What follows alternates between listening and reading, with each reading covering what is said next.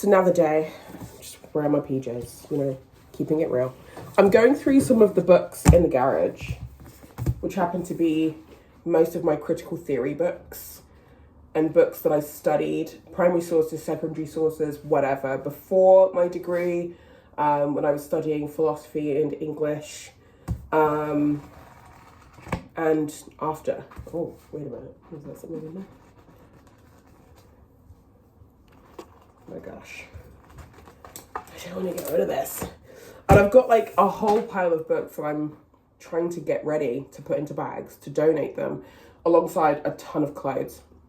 Some of the clothes I've never actually worn because they were either mis-sized or they didn't fit me as well as they should have, even though they were supposed to be, whatever. So I'm donating a bunch to a couple of places. I'm sure there's like a ton of other places I could potentially go to, but it means having to possibly drive there. And I kind of want to just go to all the charity shops that are ideally within walking distance. But we shall see. Winter is coming up, so if I can get rid of all of the clothes, that would be fantastic. But I'm having emotional moments because I'm going through these books and it's like, yeah, no, I'm definitely keeping that. I'm definitely keeping that. Like these ones, for example, Gender Trouble by Judith Butler. This was an essential part of my dissertation. And so I love it. Won't be getting rid of it. Gonna keep it for as long as possible. This one, alongside these two, I do love the Routledge editions. I think they're fantastic. Colonialism and Post-Colonialism by Anya Lumba. This was the 3rd edition. I don't know if there's a new edition out as of yet, because it has been it has been 10 years since I started my degree, and then I finished it however many years ago. But these were all essential readings for my 3rd year. When I was studying post-colonial literature, that whole portion of literature was something that really did hit home for me, because I was born in the British Empire, and yet I grew up in Britain. So these are aspects of my childhood, aspects that influenced my reading and my experiences as I was growing up, things that I got to experience as far as literature and other forms of media were concerned. So these books are incredibly helpful. They were essential as part of my essays that I had to write for that particular module, and they're still topics of conversation today, especially when I'm drunk. So yeah, colonialism and post-colonialism. Gilroy's There Ain't No Black in the Union Jack, which is ironic because there is, if that makes sense. Again, fantastic read. Don't want to get rid of that. The Empire Writes Back. What would happen if you decided to open your eyes to non-white authors, non-European authors, non-American authors, and decided to read books and works of art from the Middle East, Asia, both parts of Asia, the Caribbean, which is a huge area that even now people love going to the Caribbean for holidays, but anything else, people have no idea what actually exists in the Caribbean, which is why I'm very happy for people who live in like South America and like Mexico, that their literature is finally being picked up by people who aren't necessarily from those parts of the world. Because I know that if they're being enjoyed right now, at some point, people will then turn around and go, oh my God, wait, I came across this Jamaican author. Or, oh my God, I came across this Cuban author or this Brazilian author. So it's like all the places basically where the British Empire had touched. Although the British Empire didn't necessarily touch a lot of places in South America, that was mostly just Spain and the Netherlands, and in Portugal, but they were a lot nicer than the others. It's just nice to be able to have your eyes opened, and you get to read not only the critical theory behind, but also the inspiration behind and the context behind certain texts of works from the countries that the British Empire did end up having major influence in. And then I've got 2 other books. Shakespeare by Professor Gable Egan. He was one of my professors at university, and I did actually want him to sign it. I went to his office and everything, and then I just got shy, and then and I just said goodbye to his printing press and then just left, and it was like, the dumbest thing I think I've ever done in my life, or at least one of. And then the other being Francis Yates, The Occult Philosophy in the Elizabethan Age. So the one thing that I tended to do, besides critical theory and majoring in adaptations throughout the entirety of my reading English at university, I had a big emphasis on Shakespeare, not necessarily drama as a whole, but Shakespeare and works of art that came out from around the same time that Shakespeare was writing, so Christopher Marlowe and whatnot, and at the same time the historical understanding of how the occult helped to shape a lot of the art that was being produced at the time, even up to 200-300 years after. So I find that stuff really, really interesting even today. So I want to keep all of these books because I'm sure in some way I'm going to want to be able to refer back to them as and when I want, when I'm writing my own essays and my own works. I want to be able to just kind of have them as quick access. I'm just not ready to part with those yet. This one is huge. This is a big edition from Oxford. It's Lord Byron's collected works. And I love this edition. As you can see, there are tabs pretty much everywhere. Not all over the entire book, obviously. I just have bookmarks in between the other pages and stuff. I have studied his, not everything, but obviously by him, but I've studied a whole bunch of his works over the years when I was at university, when I was studying English as an A-level, back in high school. I don't know what it was about Lord Byron. As soon as I found out he was an asshole, I was just like, oh my God, I love him. I can change him. So I got slightly obsessed with Lord Byron, and then slowly but surely over time, I then started finding out more about the literary connections that he had. Like he was really, really, really great friends with Percy Bysshe Shelley, and then I guess because of Percy, he sort of became friends with Mary Shelley. John Polidori, that poor man. John Keats, they were not friends. Byron hated Keats. And I have Keats, a collected works collection of John Keats poetry as well. Again, it's a bit chunky, but again, I love it so much. I don't think I want to get rid of those ones too quickly. I'm sure they're readily available absolutely anywhere, and I'm sure I could probably easily order Keats and Lord Byron stuff from work, but they've got tabs, they've got my written notes in the margins and in between the stanzas and stuff. Like, I'm not willing to part with those as of yet.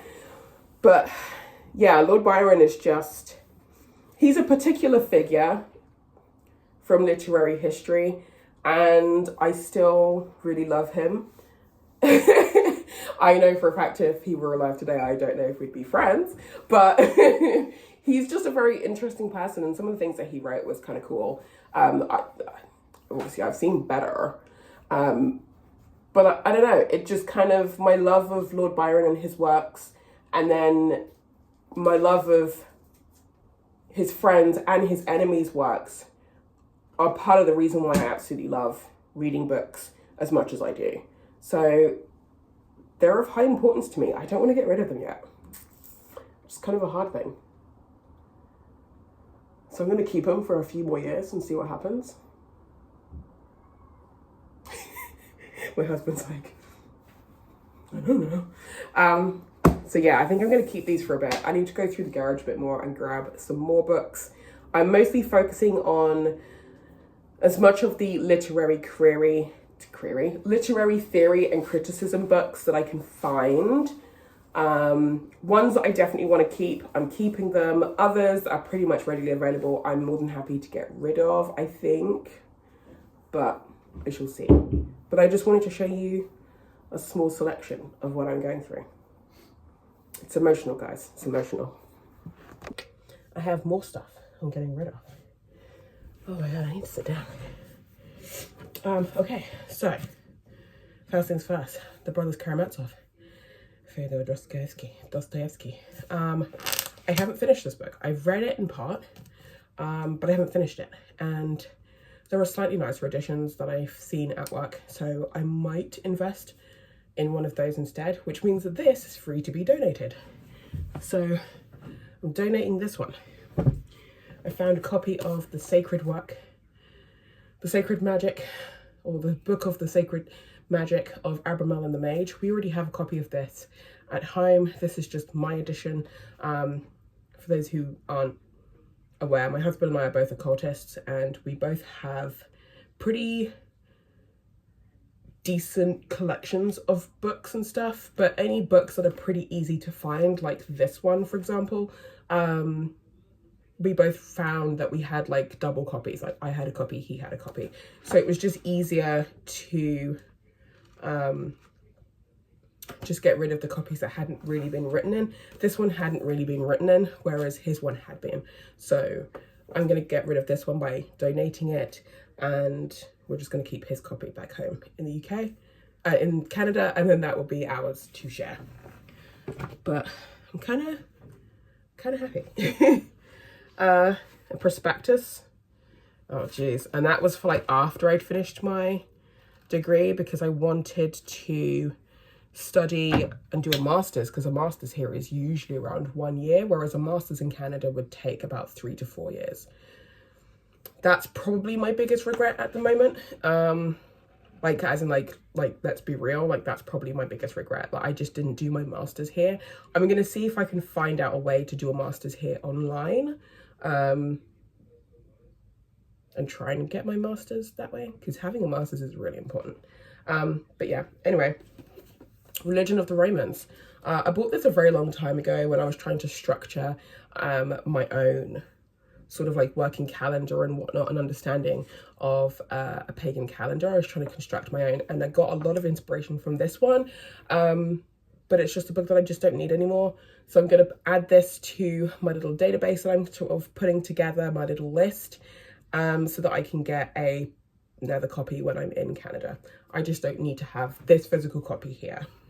So that is going. Oscar Wilde and the Importance of Being Earnest. Love this. Studied it. There's a few other things in here as well, a few other plays in here. But again, this is pretty readily available. I'm not as emotionally attached to this edition or anything like that, so I'm more than happy to get rid of this one too. The French Lieutenant's Woman. I thought it was a really beautiful book. But again, I'm not exactly emotionally attached to this one. So again, this is going to be one of those books where I will add it to the list. So if I feel an itch to read it again, it's on the list. I can just borrow it from the library or just buy a brand new copy. But I'm going to be donating this one. This one needs to be cleaned. It looks like it's been covered in coffee. I have a coffee problem. Christopher Marlowe, Dr. Faustus and Other Plays. There's a whole bunch of other plays in here which I absolutely love, like Tamburlaine the Great Part 1 and Part 2. Very violent, very vicious, but it's probably my favourite plays by Christopher Marlowe, and then Dr. Faustus comes up in a strong second or third on that list. So I'm actually going to be keeping this one. I just like Christopher Marlowe. That's not him on the cover at all. But yeah, I'm going to keep this one. The next couple of books that I'm definitely going to be donating are Yes Please and The Witch of Portobello. Both of these were very fun reads when I read them at the time, but I'm just at that point in my life where, again, there's no emotional attachment to either of them, but I do highly recommend, if you want something quick, light, fun, immersive, definitely give them a go, but I won't be keeping them. Somebody else can take these as their treasure. This is just one of those books that often goes missing because teenagers tend to come in and just shoplift it, but it is Vladimir Nabokov's Lolita. I read this one a very, very, very, very long time ago, and it wasn't because I was like an angsty teenager or a teenager who was trying to figure out things before they became a fully fledged teenager. I read it because everybody else had read it and they kept talking about it. So I was like, let me just read it so I can understand the conversations. I've had a different type of childhood. I've had a very special one, and especially during my teen years. So this book didn't affect me the way that it should have at the time that I read it. I remember that. But as an adult, it's like, how do you have these discussions? And it's just like, just give somebody, like if a teenager comes up to you and is like, should I read this book? The subject matter is like, oh my God, but isn't it better to just be like, it's a book, just read it and then come back to me and tell me what you think. And if you have questions, let's discuss. It's better to have an open conversation about a story like this, I find, rather than just hiding it. Like, it's not a copy of Lady Chatterley's Lover. Let's be real. This is something completely different, but it's definitely a book I would definitely encourage conversation around, especially if younger minds are curious about it. Give it a read and discuss. I keep saying read and discuss. I'm just gonna put it in the donation pile. Oh, it landed standing up. Okay. Weird. Plato's Republic. Now, I have a bunch of philosophy and historical classicist, I don't know how to say it, that word, texts in the other room from, what's his name? Sojotinus's copy of Caligula. This is a copy of Plato's Republic. I have a bunch of other stuff by Plato. I have a bunch of stuff from Ovid. I've got Homer. I've got various other things that I loved when I was younger. But these are so readily available that I could probably just get a new copy if I so need and desire. I was looking at the editions of the Odyssey and the Iliad and the Aeneid that I have, and even though I absolutely love Emily Wilson's translations of those texts because of the things that she has done with those texts when translating them, I kind of don't want to get rid of the old editions, because at some point, and I know I will probably do this, I would like to sit down and literally read page for page what she's done versus what the old scholars have done with their translations. I just want to be astonished for myself, if that makes sense. So yeah, I'm going to donate this one, because this one, the Republic, it's good reading if you are wanting to get into a more classical understanding of philosophy. Then this book should be on your radar at some point. It's definitely the kind of book, like the Communist Manifesto, wherein you should read it for the sake of reading it so that you understand the conversations around it. But if you feel the need to donate it or get rid of it, by all means, don't get emotionally attached, because it is what it is. But it's just a really good glimpse into how Plato was thinking back in the days when he was alive, and how much of today's society and the way that we think still kind of ebbs and flows from this, I guess, or is heavily influenced by this, or at least the way that Plato was thinking. Don't get me wrong, Plato was a very weird person. I don't think he would have the thoughts that he had back then today if somebody had brought him back to life today. He would be on the verge of, if not having a full-blown mental breakdown, because modern society is just so vast, and I don't think he'd be able to cope very well. He might. But let's be real. Anyway, and the next book that I'm definitely going to donate would be the complete works of Sir Arthur Conan Doyle's Sherlock Holmes series, because Arthur Conan Doyle actually wrote a whole bunch of other stuff too. But people don't really realize that. And he tried really, really, really hard to try and build a career outside of Sherlock. And no matter how hard he tried, all the readers wanted at that time was all things Sherlock. So he never got peace. And I get it. Like, whenever I read and watch documentaries about it, I'm like, damn, that must have been so frustrating. But yeah, like, this is just one of many collections of Sherlock's works that I have. I've got even older editions from when I was a child. So I'm keeping those because there's a lot of sentimental value and emotional connection with those. But with this edition, I bought it, I tabbed my favorite stories in here so that I could sit and read and enjoy them all over again, and just kind of never did go back to it. So I'm gonna take the tabs off and donate them. As I said, what's one man's trash is another man's treasure. And this is still a pretty amazing copy. Like, the spine is barely broken. or anything. So yeah, I'm having fun. Honestly, I'm having a lot of fun. It is very emotional, but it's a process and I need to do this. And it's not just here. I also have boxes and boxes and boxes of stuff at my mum's house. So that's the joy of being raised in 2 different places. Ooh. I'm keeping this one versus these.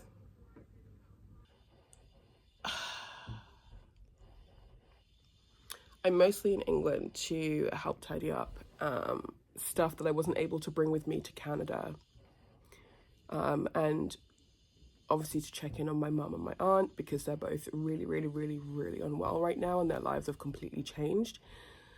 So I'm supposed to be here to kind of like help catch up on things, try and clear up a little bit more, sort through my stuff, and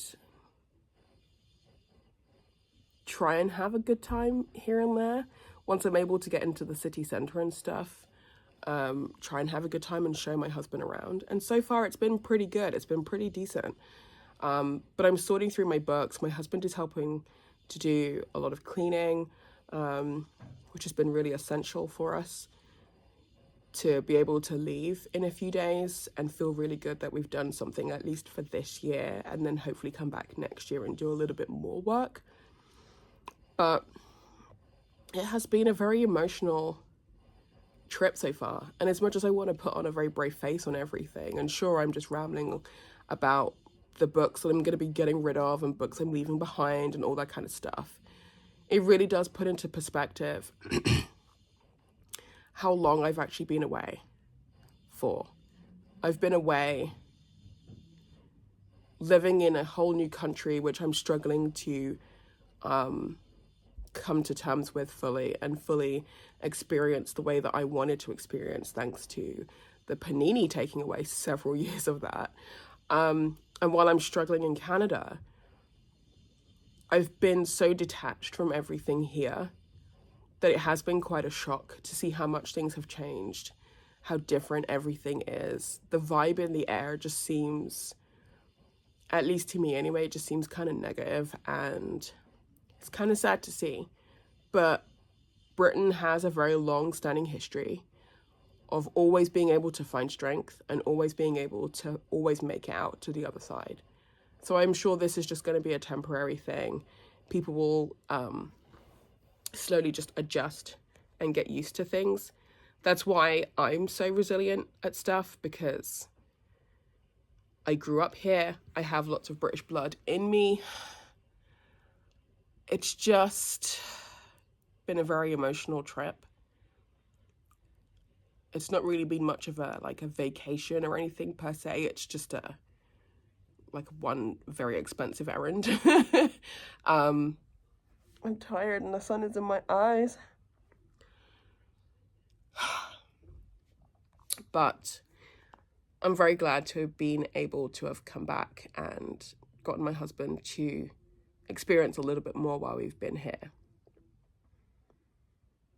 And also just kind of sifting through my stuff, because a lot of it I have to say goodbye to. When I left 4 years ago, I put most of that stuff in storage with the assumption that I would just come back and collect whatever I wanted and whatever I needed. And obviously so much has changed during those 4 years, the things we've experienced, that when I come back and go through that stuff now, it's actually really hard. And I know it just seems like it's a bunch of stuff, because technically that's what a lot of the stuff I'm going through is. It is just stuff. But so much of my emotional experiences that I had have been so tightly wound into these things. And now I just need to kind of unwind all of that and start afresh and say goodbye to a whole bunch of stuff. I don't know, it's just one of those things. I think I'm just going to have to take time and meditate on it, you know? It's like they say, when one door closes, another door opens. That's basically what's happened. I said goodbye to everything here, and I still need to say goodbye to a lot more because my new life in Canada is still technically just starting. And that seems to be the theme of my life, just starting over, constantly starting over, because I haven't found my own things, my own people, my own stuff yet. But I'm hoping to be able to do that all while I'm in Canada. So, yeah. My arm hurts and I'm going to end this video. So thank you for watching. I don't know what else we're going to be doing this week. We're going to just be out and about, as well as doing more errands and things. I don't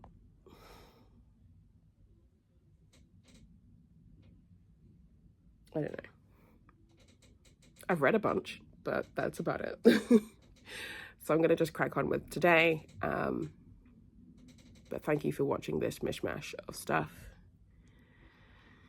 It's just been one of those wild moments, and I was stupid enough not to record any other cool thoughts that I was having. So I'm going to try and do that, but I just haven't been, so that sucks.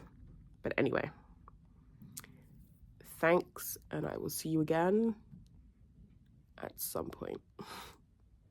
I need to do my lips. They look so dry, but they're not dry. I need to exfoliate. Ugh. Okay, now we're heading off to London. This bag actually looked a lot nicer the day that I picked it up.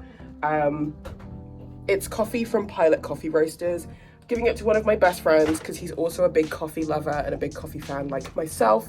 So I needed to bring something that was truly and authentically Torontonian, as well as, I guess, Canadian. So I picked up the Academy beans, which is probably one of my favorite everyday staples when I'm making coffee, especially cold brews. Oh my God.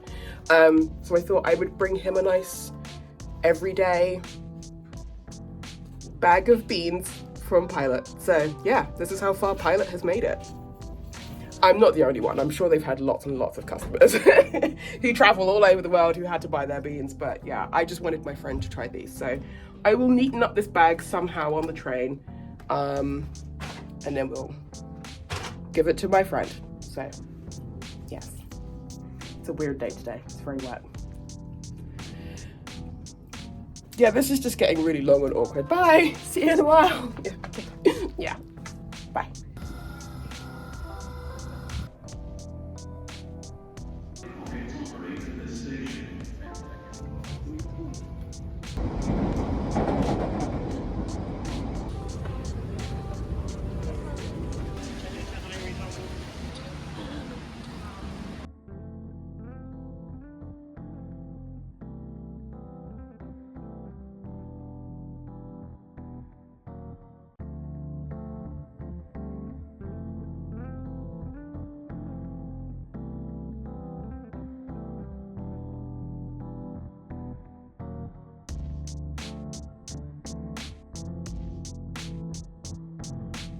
Actually, we didn't go past the bookstore, but if you want more occult stuff, it's down Museum Street. But yeah, exciting.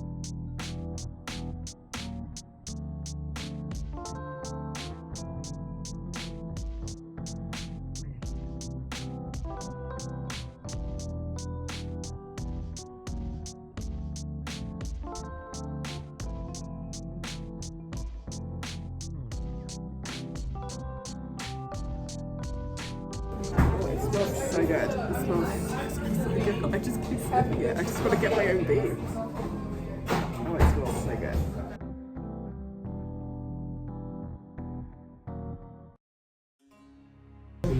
That's it. We're going to just head straight there. So I don't know if there's going to be queues or what, but as long as we get there. Yeah. Last entry's at 4, so... Yeah, you want to get there with a good amount of time, you don't want to come too far. Exactly. Where's time now?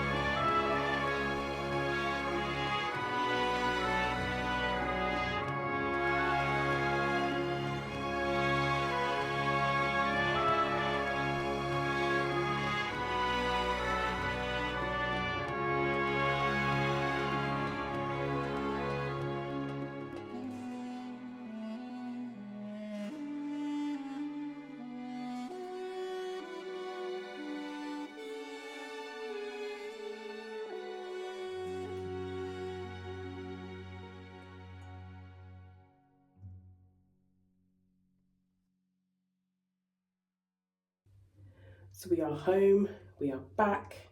We've had a really lovely day. The weather was a little bit weird. I think that's why my eye has just been really weird. And as soon as I was on my way home, my nose started to block up a little bit. So I'm going to take my antihistamines and stuff to try and help me breathe a little bit better. But otherwise, yeah, we're home now. I'm going to wash my face. We're going to get back to the Pride of Britain documentary on the Windrush generation, which should be fun. That's the generation that my aunt belongs to. So it's good to kind of hear her stories and her memories as things come up on screen and trigger a response. So I'm just kind of like sharing that stuff with my husband, who doesn't have a great deal of understanding or knowledge about any of this stuff. So it's actually really interesting and actually really helpful to have a TV program explain that stuff to my Canadian husband, because I know that if I try to explain it, I'm going to butcher it. So yeah, we are home, we're chilled, we've had a great day. But I'm going to just chill for the evening. I'm very tired. And again, I need to sort out this eye. I think I might be coming down with something, but I'm hoping that it's just asthma and allergies related, because that's what it feels like, mostly just allergies and allergy issues. So yeah, whatever it is what it is. But for now, gonna go chill. I will see you guys again in a few more weeks. And yeah, 2 weeks was too long. Way too long, I think, for what we had to do, because it wasn't really much of a vacation per se. It was more so just to come and help me deal with more stuff that I'd left behind, and I still haven't gone through everything. So when we come back next time, I want to spend at least half the time that we're here next time going through more of that stuff, and then try and have a vacation toward the end of the vacation period. So we'll see how it goes next time, I guess. We've got plans. But for now, that's all from me. I'll see you all again in a few weeks. Thank you very much for watching. And yeah, keep shining, keep smiling, keep doing your thing.